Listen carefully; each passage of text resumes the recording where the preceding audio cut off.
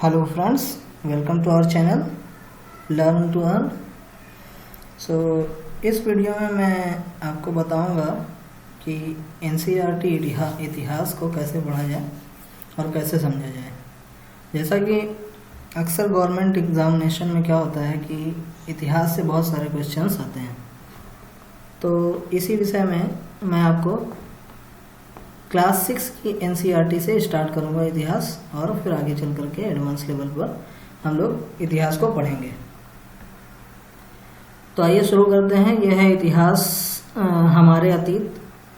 ये क्लास 6 की इतिहास की किताब है। तो चलो देखते हैं कि इसको पढ़ा कैसे जाए। सबसे पहले तो एनसीईआरटी ने इसके आमुख में बताया है कि हमने एनसीईआरटी को इस तरीके से डिज़ाइन किया है इस किताब को, ताकि जो बच्चों के ऊपर जो रटने की आदत है, जो रटने का दबाव डाला जाता है कि रट करके आप एग्ज़ाम दे दो, उससे छुटकारा कैसे पाया जाए। तो इसमें सोचने पर ज़्यादा मजबूर किया गया। सोचने पर बच्चों के विचारों को बाहर लाने के लिए इस पुस्तक में बहुत सारा काम किया गया है। इसमें बताया भी गया है कि ये जानकारी को रटा देने की प्रवृत्ति का विरोध शामिल है इसमें।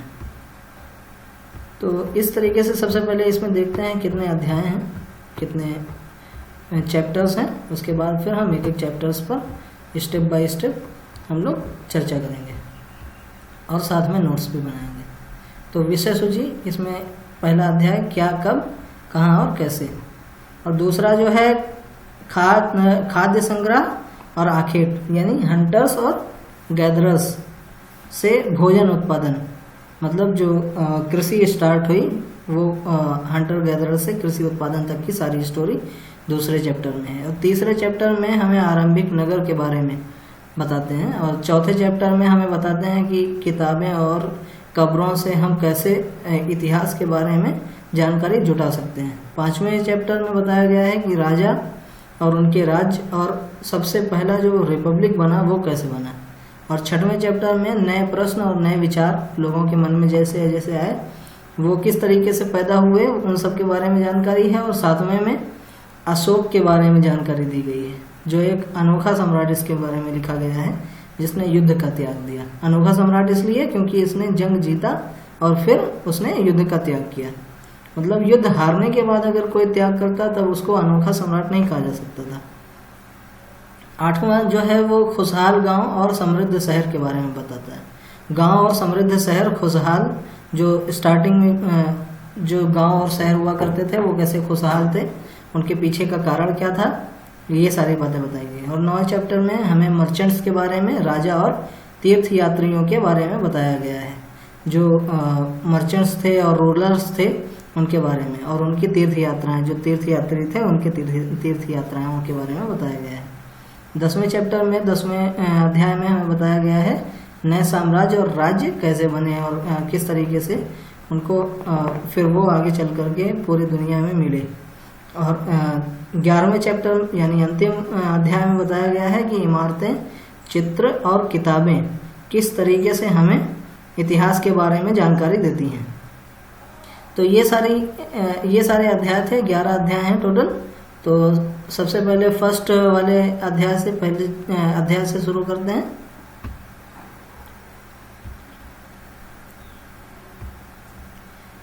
हाँ दोस्तों, ये पहला अध्याय जो कब, क्या, कब, कहाँ और कैसे, इसमें जो कीवर्ड हैं ये बहुत सारी जानकारियाँ हमें पहले ही दे देते हैं। जैसे क्या, तो इसके बारे में ये है कि इतिहास में हम क्या क्या जान सकते हैं, कैसे जान सकते हैं। और कब, मतलब किस तरीके से हमको चीज़ें मिली, कब कब इंसान पहले हंटर्स गैदरर्स हुआ, फिर उसने कब कृषि का उत्पादन स्टार्ट किया, फिर कब उसने जानवरों को पालना स्टार्ट किया, ये सारी चीज़ें। और कहाँ, मतलब जो साइट्स, जो सोर्सेज होते हैं, जो स्रोत होते हैं, कैसे कैसे कहाँ से हमें जानकारी मिलती है, और फिर कैसे जो है वो किस तरीके से हम उन जानकारियों को इमारतों और कब्रों से कैसे कैसे हम जानकारी प्राप्त करते हैं, उनके बारे में बताया गया है। तो ये पहला चैप्टर बहुत ही सुंदर एग्जाम्पल से, एक उदाहरण से स्टार्ट करती है एनसीईआरटी।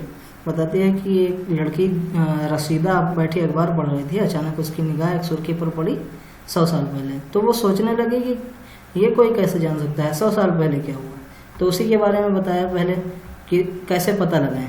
यह जानने के लिए कि कल क्या हुआ तुम रेडियो सुन सकते हो, टेलीविज़न देख सकते हो या फिर अखबार पढ़ सकते हो, तो इससे हमें जानकारी मिल जाएगी। लेकिन इतनी पहले 100 साल पहले क्या हुआ, पिछले 100 साल पहले की खबर कैसे कोई ले सकता है, इसके बारे में इस बुक में आगे बताते हैं। तो जो दूसरा कीवर्ड है, जो पहला कीवर्ड है क्या, तो अतीत के बारे में हम क्या क्या जान सकते हैं। तो अतीत के बारे में हम बहुत कुछ जान सकते हैं, जैसे उस वक्त लोग कैसे कपड़े पहनते थे, किस तरह के घरों में रहते थे। और अतीत में ये नहीं कि सिर्फ राजाओं के बारे में, हम आर्किटेक्टों मतलब शिकारियों, हंटर्स जो होते थे, पशुपालक हर्डर्स, जो कृषकों मतलब फार्मर्स, जो शासकों मतलब रूलर्स, उन सब के बारे में जानकारी प्राप्त की जा सकती है।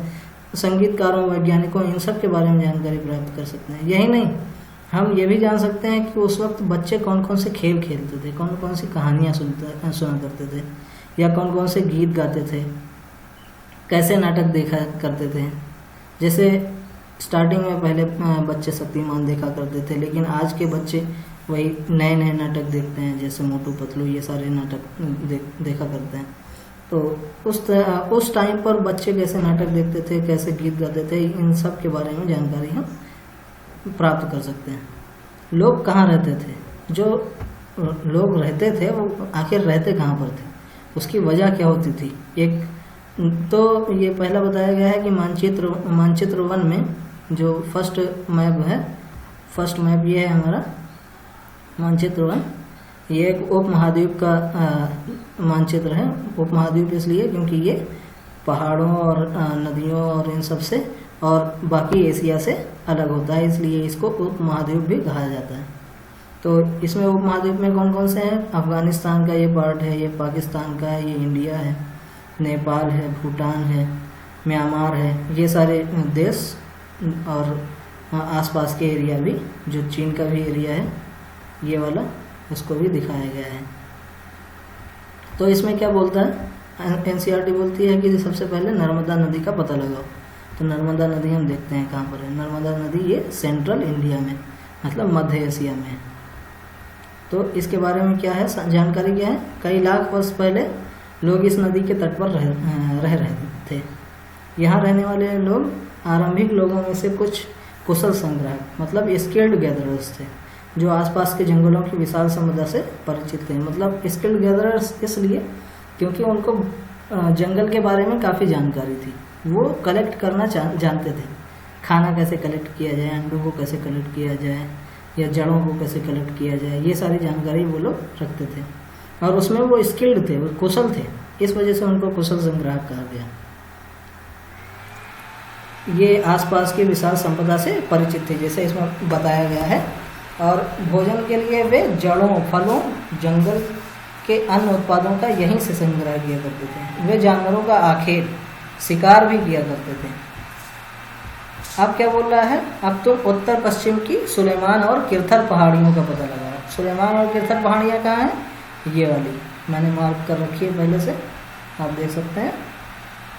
तो इसी क्षेत्र में कुछ ऐसे स्थान हैं जहाँ लगभग 8,000 वर्ष पूर्व स्त्री पुरुष मतलब मनुष्यों ने सबसे पहले गेहूँ तथा जौ जैसी फसलों को उपजाना प्रारंभ किया। गेहूँ और जौ सबसे पहले कहाँ पर हुआ, ये सुलेमान और किरथर वाली पहाड़ियों के पास। इसी तरीके से सबसे पहले चावल जो है वो कहाँ पर उपजाया गया, वो विंध्य के उत्तर में। विंध्य कहाँ पर है, वो ये वाला पार्ट है, विंध्य पहाड़ियाँ, ये गारो हिल्स, यहाँ पर भी सबसे पहले कृषि का उत्पादन हुआ है। तो अगर आपको नोट्स बनाना हो तो नोट्स आप बना सकते हैं कि सबसे पहले गेहूँ और जौ सुलेमान और किरथर मीन्स ये वाले एरिया में हुआ, जो अफगानिस्तान और पाकिस्तान का बॉर्डर का एरिया है, वहाँ पर सुलेमान और किरथर हिल्स के पास, किरथर पहाड़ियों के पास। और उत्तर पूर्व में गारो तथा विंध्य पहाड़ियाँ, ये उत्तर पूर्व में गारो हिल्स हो गई, गारो पहाड़ियाँ हो गई, और ये विंध्य पहाड़ियाँ हो गई। इनके पास सबसे पहले चावल उपजाया गया है, यहाँ पर ये वाली साइड। तो आप नोट्स में लिख सकते हैं कि सबसे पहले चावल विंध्य पहाड़ियों के उत्तर में मीन्स ऊपर में ये पाया गया, उपजाया गया। ऐसे साक्ष्य मिलते हैं। और आगे चलते हैं तो देखते हैं क्या बोलता है एनसीईआरटी बोलता है मानचित्र पर सिंधु तथा इसकी सहायक नदियों का पता लगाओ। तो सिंधु और सहायक नदियाँ कौन सी हैं? सिंधु नदी ये होगी, मैंने मार्क कर रखी। और इसकी सहायक नदियाँ उन नदियों को बोलते हैं जो छोटी छोटी नदियाँ होती हैं और बड़ी नदी में बहती हैं, जैसे सतलज नदी, व्यास, रावी, चिनाब, झेलम, ये सारी नदियाँ जो हैं ये सिंधु नदी की सहायक नदियाँ कहलाएंगी। तो इन सब नदियों की क्या, इनके बारे में क्यों कुछ उसने बताया कि ये सहायक नदियाँ, इन सहायक नदियों के पास लगभग 4700 वर्ष पूर्व इन्हीं नदियों के किनारे कुछ आरंभिक नगर फले फूले। तो आप नोट्स में लिख सकते हैं, सबसे पहले जो नगर हुए वो सिंधु और उसकी सहायक नदियों के आसपास फले फूले यहाँ पर। और ये नदियों के पास इसलिए हुआ करते थे क्योंकि पानी आसानी से मिल जाता था और भी बहुत सी ज़रूरत की चीज़ें मिल जाती थी। इस वजह से लोग नदियों के किनारे रहना ज़्यादा पसंद करते थे और रहते भी थे। गंगा और उसकी सहायक नदियों के किनारे समुद्र तटवर्ती इलाकों में नगरों का विकास लगभग 250 वर्ष पूर्व स्टार्ट हुआ। तो क्या बोल रहा है कि गंगा और इसकी सहायक नदियाँ, गंगा और इसकी सहायक नदी ये हैं। गंगा और इसकी सहायक नदी जैसे चंबल वाली हो गई, और ये गंगा की सोन नदी है। यमुना नदी, यमुना तो अलग से है, गंगा की सहायक नदी हो गई सोन नदी। इन नदियों की क्या खासियत बताया है इसमें एनसीईआरटी में? इसने बताया कि नगरों का विकास लगभग 250 वर्ष पूर्व हुआ, मतलब 4700 वर्ष पूर्व जो साक्ष्य मिलते हैं वो हमें सिंधु नदी के पास मिलते हैं। मतलब ये मोहनजोदड़ो और हड़प्पा वाली खुदाई के बारे में बात कर रहा है कि यहाँ से हमें साक्ष्य मिलते हैं। और उसके बाद 250 जो लेटेस्ट हमें रिकॉर्ड मिलता है, लेटेस्ट नगर जो पहले के जो 2,500 वर्ष पुराने नगरों के बारे में जो विकास का पता चलता है वो इन्हीं नदियों के, मतलब गंगा और इसकी सहायक नदी के आसपास का एरिया है। इसी वजह से इसको गंगा वैली सिविलाइजेशन बोलते हैं और उसको इंडस वैली सिविलाइजेशन बोलते हैं, जो 4700 वर्ष पूर्व थी।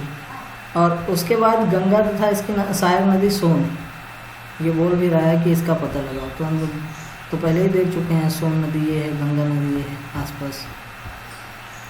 तो क्या बोलता है, गंगा के दक्षिण में इन नदियों के आसपास का क्षेत्र प्राचीन काल में मगध, वर्तमान में बिहार के नाम से जाना जाता है। मतलब ये वाला जो पार्ट है, ये वाला, इसको मगध के नाम से जाना जाता था। इसको ये इतना फेमस क्यों था? इतना फेमस होने की इसकी वजह जो थी वो क्या बताया गया इसमें, इसके शासक बहुत शक्तिशाली थे, उन्होंने विशाल साम्राज्य स्थापित किया था। देश के अन्य हिस्सों में भी ऐसे राज्यों की स्थापना की गई थी। फिर बताते हैं, लोगों ने सदैव महाद्वीप के एक हिस्से से दूसरे हिस्से तक यात्रा की। कभी कभी हिमालय जैसे ऊंचे पर्वत, हिमालय पर्वत काफ़ी ऊंचा है, पहाड़ियाँ भी होती थी, रेगिस्तान होते थे, नदियाँ होती थी। इनके कारण जो यात्राएं थी वो काफ़ी कठिन हो जाती थी, जोखिम भरी हो जाती थी, लेकिन फिर भी असंभव नहीं थी और लोगों ने यात्राएं की। वो यात्राएं क्यों करते थे? कभी कभी काम की तलाश में, या कभी कोई प्राकृतिक आपदा आ गई उसके कारण एक स्थान से दूसरे स्थान जाया करते थे, कभी सेना दूसरे क्षेत्रों पर विजय हासिल करने के लिए। तो आप लिख सकते हैं कि पहले के लोग यात्रा क्यों करते थे? काम की तलाश, प्राकृतिक आपदा, सेना एक दूसरे के क्षेत्रों पर विजय हासिल करने के लिए, या फिर व्यापारी कभी काफिले में अपने सामान एक स्थान से दूसरे स्थान पहुंचाने के लिए, या धार्मिक गुरु जो होते थे वो शिक्षा और सलाह देते हुए एक गांव से दूसरे गांव जाया करते थे, एक कस्बे से दूसरे कस्बे जाया करते थे। और कुछ ऐसे लोग थे जो रोचक स्थानों को खोजने की चाह रखते थे, वो उत्सुकतावश यात्रा किया करते थे। इन सभी यात्राओं में से लोगों को एक दूसरे के विचारों को जानने का अवसर मिला। इन सभी यात्राओं से मतलब लोगों ने आइडिया शेयरिंग किया, एक दूसरे के आइडिया को लिया या अपना विचार दिया, दूसरों का विचार लिया। तो उससे क्या हुआ, हमारे जो कल्चर है वो काफ़ी इनरिच हो गई, समृद्ध हो गई। ये बोल रहा है एक बार फिर से मानचित्र को देखो। क्यों देखने की बात कर रहा है? क्योंकि ये पहाड़ियाँ, पर्वत, ये सब को दिखाने की बात कर रहा है। पहाड़ियाँ, पर्वत और समुद्र इस महाद्वीप की प्राकृतिक सीमा का निर्माण करते हैं।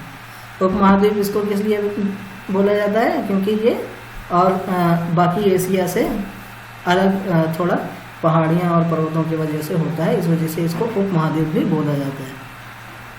हालांकि लोगों के लिए इन सीमाओं को पार करना आसान नहीं था, जैसा पहले भी बताया इसने कि असंभव था, मतलब जोखिम भरा था, यात्रा करना जोखिम भरा था, फिर भी लोगों ने यात्रा की।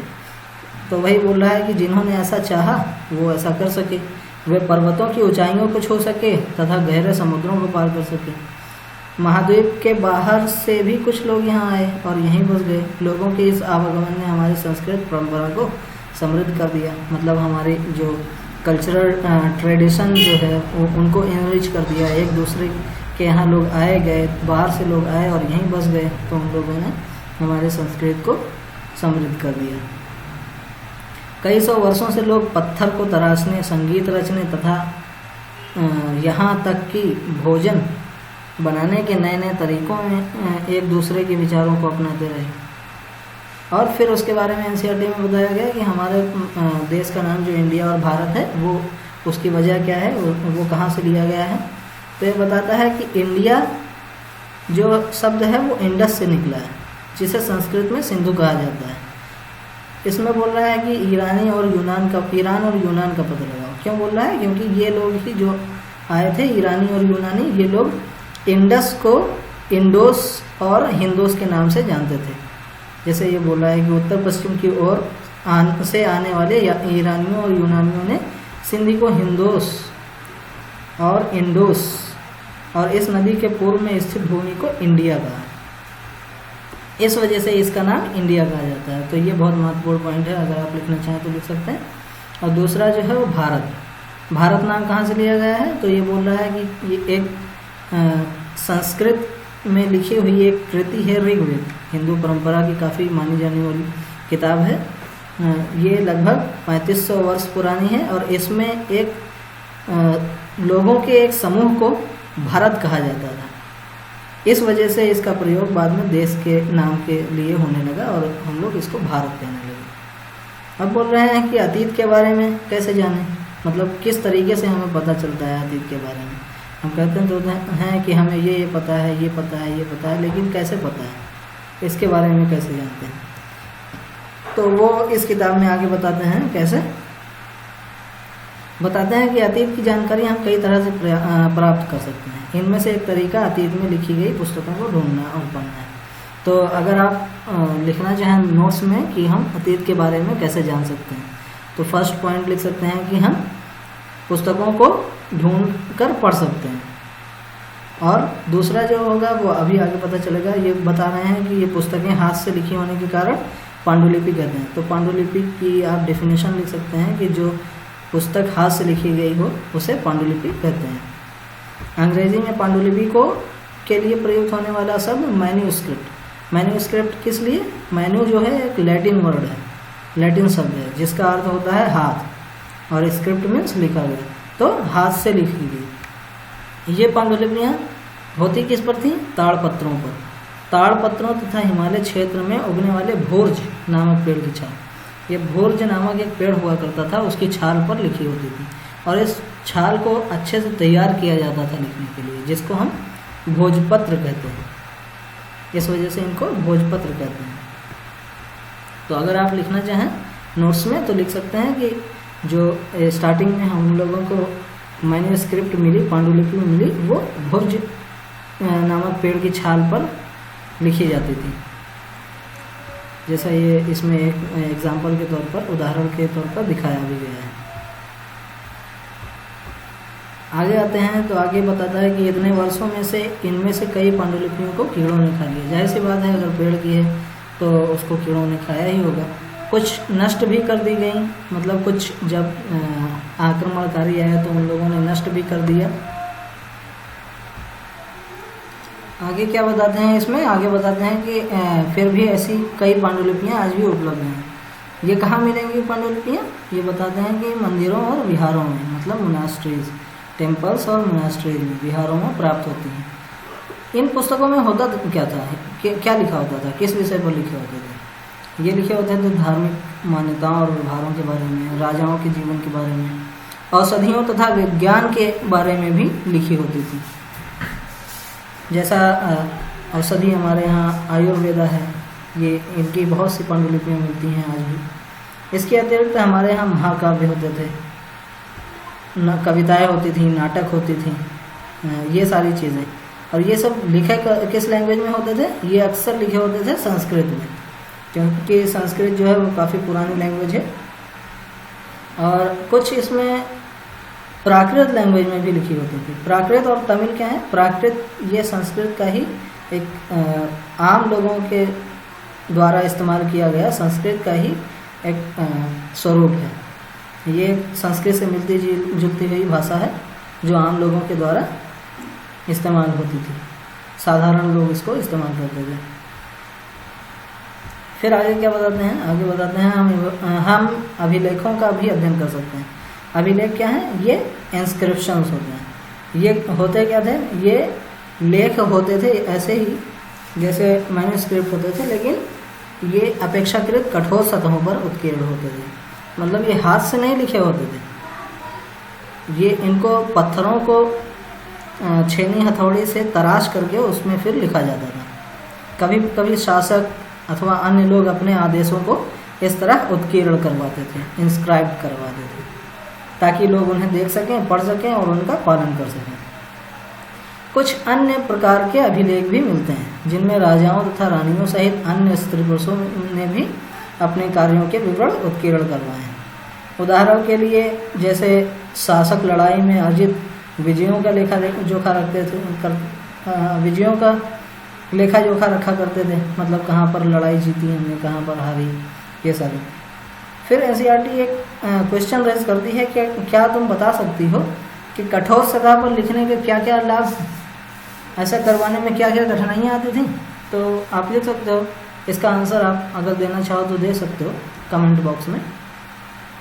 ये लेख लिखवाने के एक जो फ़ायदा होता था, सबसे बड़ा फ़ायदा, जैसे मैन्युस्क्रिप्ट होती थी इनको कीड़े खा जाते थे, लेकिन इन लेखों को कोई नहीं नुकसान होता था। ये काफ़ी लंबे समय तक रह सकती थी, इनका अस्तित्व बचा रह सकता था। और कठिनाइयाँ क्या थी? कठिनाइयाँ ये थी कि इनको तराशना पड़ता था, ये हाथ से नहीं लिखी जा सकती थी। और फिर उसके बारे में बताते हैं, इसके अतिरिक्त अन्य कई वस्तुएं अतीत में बनी और प्रयोग में लाई जाती थी। ऐसी वस्तुओं का अध्ययन करने वाला व्यक्ति पुरातत्वविद, आर्कियोलॉजिस्ट, पुरातत्वविद का इंग्लिश वर्ड जो है आर्कियोलॉजिस्ट है, कहलाता है। पुरातत्वविद पत्थर और ईंट से बनी इमारतों के अवशेषों, चित्रों तथा मूर्तियों का अध्ययन करते हैं। वे औजारों, हथियारों, बर्तनों, आभूषणों तथा सिक्कों की प्राप्ति के लिए छानबीन और खुदाई भी करते हैं। मतलब ये ज़मीन के नीचे भी, ज़मीन के ऊपर भी जो मिलती हैं उसको, और ज़मीन को खोद करके उसके नीचे भी जो मिलती हैं उनको भी अध्ययन करते हैं। इनमें से कुछ वस्तुएं पत्थर, पकी मिट्टी तथा कुछ धातु की बनी हो सकती हैं। कुछ ऐसे तत्व कठोर तथा जल्दी नष्ट न वाले होते थे, नष्ट ना होने वाले होते थे। मतलब ऐसे तत्व बचेंगे ही, जाहिर सी बात है, जल्दी नहीं नष्ट होंगे, वरना सब खत्म ही हो जाएगा तो क्या बचेगा। तो ये सारी चीज़ें थी। और ये मट्टी के बर्तन जैसा आप देख रहे हो इसमें, ये पुराने ज़माने में चलने वाले सिक्के हैं, और ये मट्टी का एक बर्तन, घड़ा जिसको बोलते हैं, वो है। फिर आगे क्या बताते हैं? पुरातत्वविद जानवरों, चिड़ियों तथा मछलियों की हड्डियां भी ढूंढते हैं। ये क्यों ढूंढते हैं? इससे उन्हें यह जानने में मदद मिलती है कि अतीत के लोग क्या क्या खाया करते थे। वनस्पतियों के अवशेष बहुत मुश्किल से बच पाते हैं, जाहिर सी बात है कि जो पेड़ वगैरह हैं उनके अवशेष कहाँ बच पाएंगे, वो तो मिट्टी में मिल जाएंगे सब नष्ट हो करके। यदि अन्न के दाने अथवा लकड़ी के टुकड़े जल जाते हैं तो वे जले हुए रूप में बचे रहते हैं। फिर बोलते हैं, एक क्वेश्चन रेज करते हैं, क्या पुरातत्वविदों को बहुधा कपड़ों के अवशेष मिलते होंगे? तो ऐसा तो काफ़ी मुश्किल है, क्योंकि कपड़े जो है वो बहुत जल्दी नष्ट हो जाते हैं, इस वजह से शायद नहीं मिलते रहेंगे। फिर क्या बताते हैं? पांडुलिपियों, अभिलेखों तथा पुरातत्व से ज्ञात जानकारियों के लिए इतिहासकार प्रायः स्रोत शब्द का इस्तेमाल करते हैं। तो स्रोत शब्द जहाँ पर भी आएगा आप समझ जाइए कि ये जो इतिहासकार जानकारियाँ जो जुटाते हैं वो कहाँ से मिली हैं उसके बारे में बात हो रही है। इसका एक फ़ायदा ये है एनसीईआरटी क्लास 6 से स्टार्ट करने का कि अगर आपको कुछ भी नहीं मालूम है इतिहास के बारे में, फिर भी आप इतिहास को अच्छे से समझ सकते हैं। इसमें एक एक चीज़ के बारे में बताया गया है, जैसे ये छोटे छोटे शब्द, स्रोत, इसको क्या इसकी डेफिनेशन क्या है, ये सारी इसकी परिभाषा क्या है, ये सारी चीज़ें आप जान सकते हैं। तो आगे बताते हैं इतिहासकार उन्हें कहते हैं जो अतीत का अध्ययन करते हैं। अब देखो इसमें कितनी खूबसूरती से बताया गया है कि इतिहासकार और पुरातत्वविद में क्या फ़र्क है। पुरातत्वविद क्या करते हैं, ज़मीन को खोद करके उसके नीचे के अवशेष निकालते हैं और उसका अध्ययन करते हैं, और इतिहासकार क्या करते हैं, जो अतीत का अध्ययन करते हैं। स्रोत के प्राप्त होते ही अतीत के बारे में पढ़ना बहुत रोचक हो जाता है, क्योंकि इन स्रोतों की सहायता से हमें धीरे धीरे अतीत का पुनर्निर्माण करते जाते हैं। मतलब जो पहले हुआ उसके बारे में जानकारी हमें मिलने लगती है तो अच्छा लगने लगता है, उसको हम और ज़्यादा उसके बारे में खोजते हैं कि पहले लोग क्या करते थे, अब के लोग क्या करते हैं, ये सारी जानकारी। तो आगे बताते हैं, अतः इतिहासकार तथा पुरातत्वविद उन जासूसों की तरह हैं जो इन सभी स्रोतों का प्रयोग सुराग के रूप में कर अतीत को जानने का प्रयास करते हैं। और फिर आगे बताते हैं इसमें अतीत एक है या अनेक है, मतलब जो पास्ट है वो कई लोगों के बारे में है। ऐसा तो है नहीं कि एक ही आदमी के बारे में, एक ही मनुष्य के बारे में है सारी जानकारियाँ, या एक ही समाज या एक ही वर्ग के बारे में जानकारी है। वही बताते हैं कि जैसे हम शीर्षक हमारा दिया हुआ है हमारे अतीत, तो हमारे जो है ये एक बहुवचन है, इस वजह से अतीत शब्द का प्रयोग बहुवचन के रूप में किया गया है। ऐसा इस तथ्य को की ओर ध्यान दिलाने के लिए किया गया है कि अलग अलग समूहों के लोगों के लिए अतीत भी अलग अलग हुआ करते थे, अलग अलग मायने थे अतीत के। उदाहरण के लिए बताते हैं, जैसे पशुपालकों अथवा कृषकों का जीवन राजाओं तथा राजनियों के जीवन से तथा व्यापारियों का जीवन शिल्पकारों के जीवन से बहुत भिन्न था। वो भिन्न क्यों ना हो, क्योंकि पशुपालक पशुपालन करते हैं तो उसमें उनकी रुचि होती थी, उसके बारे में वो जानकारी रखते थे। राजा रानी जो होते थे वो अपने साम्राज्य के बारे में जानकारी रखते थे और उसके बारे में इंस्क्रिप्शन देते थे, उसके बारे में अपनी किताबों के बारे में लिखते हैं। तो आगे बताते हैं, जैसा कि हम आज भी देख सकते हैं, उस समय भी देश के अलग अलग हिस्सों के लोग अलग अलग व्यवहारों और रीति रिवाजों का पालन करते थे। तो आप ये नोट्स में लिख सकते हैं ये सारी चीज़ें, इसमें बिल्कुल कहानी की तरह दिया हुआ है, इसको नोट्स बना सकते हैं अपने एग्ज़ाम प्रिपरेशन के लिए। अपने जो भी एग्ज़ाम की आप तैयारी कर रहे हैं उसके लिए आप नोट्स लिख सकते हैं कि उस वक्त हमारा अतीत, मतलब हमारे अतीत हैं, कई पास्ट हैं या एक ही पास्ट है, ऐसा क्यों है कि कई पास्ट हैं, हम एक ही अतीत में सबको क्यों नहीं रख सकते हैं। तो उसकी जानकारी यहाँ पर आपको मिल जाएगी, क्योंकि राजाओं और रानियों का जीवन अन्य की तुलना में भिन्न होता था। जैसे आज हम देखते हैं, ये सारी जानकारी इसमें दी गई है।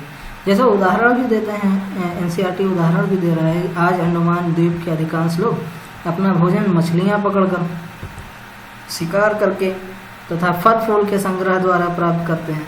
इसके अतिरिक्त विपरीत शहरों में रहने वाले लोग रहने वाले लोग खाद्य आपूर्ति के लिए अन्य व्यक्तियों पर निर्भर करते हैं। मतलब जो शहर के लोग हैं वो देहात के लोगों के ऊपर या जो गांव के लोग हैं उनके खाने के ऊपर निर्भर रहते हैं।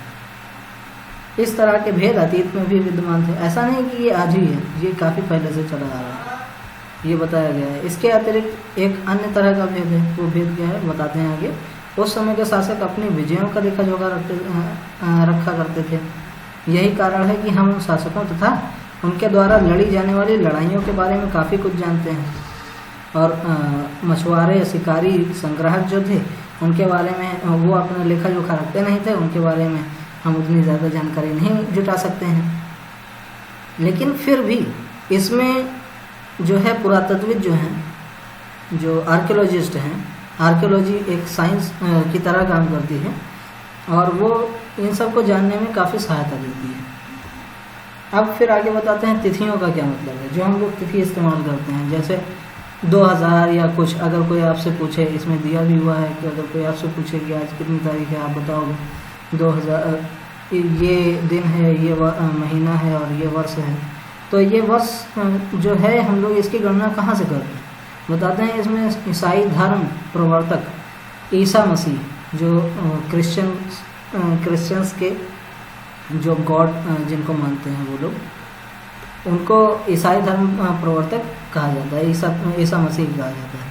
तो उन्हीं के जन्म से इस तिथि को लिंक किया जाता है, उन्हीं के जन्म के बाद से इस तिथि को लिंक किया जाता है।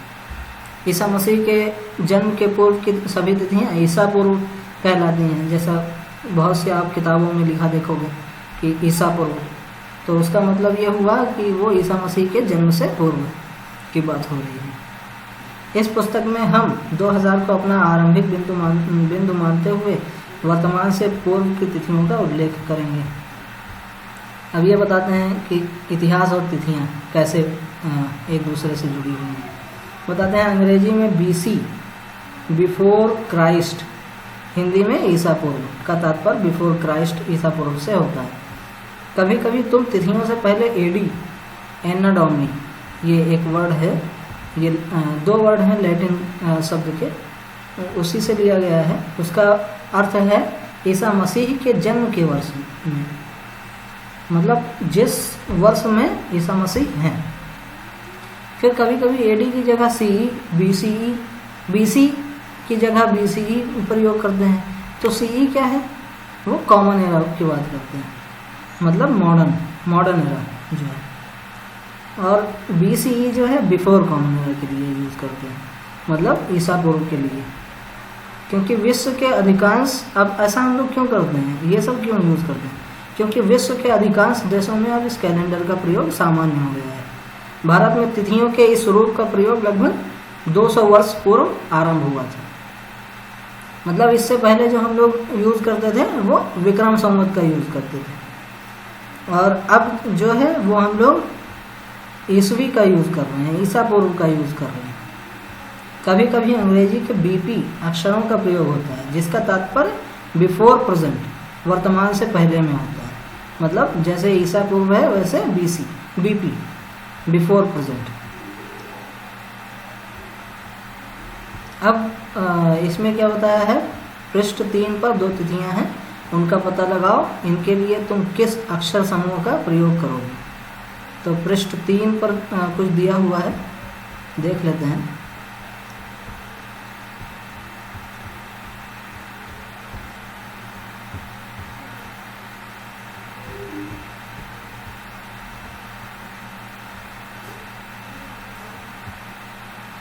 हाँ, जैसे ये सारी तिथियां हैं तो लगभग 4700 वर्ष पूर्व, तो ये ईसा पूर्व हो जाएंगे। ये 2500 वर्ष पूर्व, ये भी ईसा पूर्व हो जाएंगे।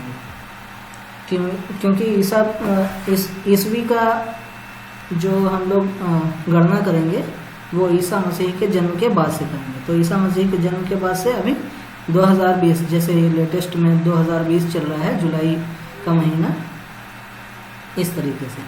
तो ये सब ईसा मसीह के जन्म के पूर्व की बात हो रही है, ईसा पूर्व की बात हो रही है। फिर आगे देखते हैं क्या बताते हैं NCERT में। इसमें एक अलग से एक कॉलम दिया हुआ है अन्यत्र करके। तो इसमें क्या है, एक डिसाइफरमेंट टेक्निक होती है। डिसाइफरमेंट टेक्निक जो इंस्क्रिप्शन को पढ़ने के लिए काम आती है। अज्ञात लिपि का अर्थ निकालने की प्रक्रिया। अज्ञात लिपि किसको बोलते हैं? ऐसी लिपि जो समझ ही में ना आए कि क्या लिखा हुआ है उसमें, तो उसको हम अज्ञात लिपि बोलते हैं। और फिर उससे अर्थ निकालने की जो प्रक्रिया है उसको डिसाइफरमेंट इंग्लिश में बोलते हैं। तो इसका एक एग्जांपल दिया हुआ है कि एक प्रसिद्ध कहानी उत्तरी अफ्रीकी देश मिस्र से मिलती है। लगभग 5000 वर्ष पूर्व यहाँ राजा रानी रहते थे।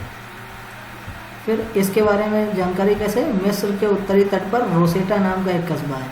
यहाँ से एक ऐसा उत्कीर्णित पत्थर मिला जिस पर एक ही लेख में 3 भिन्न भिन्न भाषाओं तथा लिपियों, यूनानी तथा मिस्री लिपि के 2 प्रकारों में। तो ये बिल्कुल अज्ञात लिपि की तरह थी। तो इसको पढ़ने का क्या तरीका हुआ? इसको पढ़ने का तरीका, कुछ विद्वान यूनानी भाषा पढ़ सकते थे, उन्होंने बताया कि यहाँ राजाओं तथा रानियों के नाम एक छोटे से फ्रेम में दिखाए गए हैं। इसे कारतूस कहा जाता था, मतलब आप ये लिख सकते हो नोट करके, इसे कारतूस किसे कहा जाता था। तो ये राजाओं तथा रानियों के नाम एक छोटे से फ्रेम में दिखाए जाते थे। कब?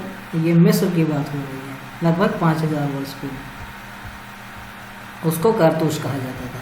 इसके बाद विद्वानों ने यूनानी तथा मिस्री संकेतों को अगल बगल रखते हुए मिस्री अक्षरों की समानार्थक ध्वनियों की पहचान की।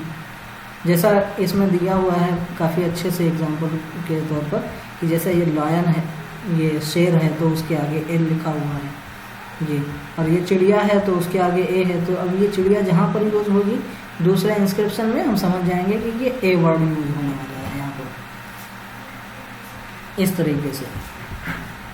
तरीके से एक जो भी अज्ञात लिपियाँ उस जगह की मिलती थी उनमें यही सारे वर्ड लिख करके ये हम पता लगा सकते थे कि क्या चीज़ उसमें लिखी हुई है। फिर उसके बाद यहाँ पर ये चैप्टर ख़त्म होता है। उसके बाद फिर ये प्रश्न दिए हुए हैं।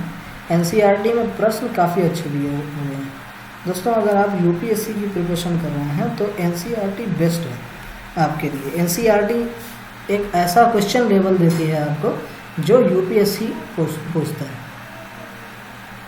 जैसे एक इसमें इमेजिनेशन का है, इमेजिन करो कि तुम्हें एक पुरातत्वविद का साक्षात्कार लेना है, यानी इंटरव्यू लेना है। किसका? आर्कियोलॉजिस्ट का। तो उन 5 प्रश्नों की सूची तैयार करो जिन्हें तुम पुरातत्वविद से पूछना चाहोगे। अब ये काफ़ी अच्छा क्वेश्चन है, आप कह सकते हो यूपीएससी लेवल का क्वेश्चन है कि आप उनसे कौन से क्वेश्चन पूछना चाहोगे, और उस क्वेश्चंस को पूछोगे तो आपको जानकारियाँ मिलेंगी काफ़ी ज़्यादा। आप थोड़ा सा मंथन करोगे उसके बाद पूछोगे। फिर उस तरीके से आओ याद करें। ये सारी चीज़ें हैं, ये छोटे बच्चों के लिए, और हम लोग भी इस्तेमाल कर सकते हैं, इन क्वेश्चंस को हल कर सकते हैं और अपनी जो विचार करने की ताकत है उसको बढ़ा सकते हैं।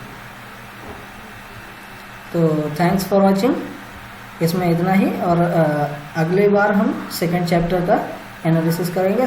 सेकंड चैप्टर का आपको एक समरी देने का प्रयत्न करेंगे और उससे नोट्स कैसे बनाते हैं वो बताएंगे। Thanks for watching, stay tuned with us, और please subscribe to our channel learn to earn.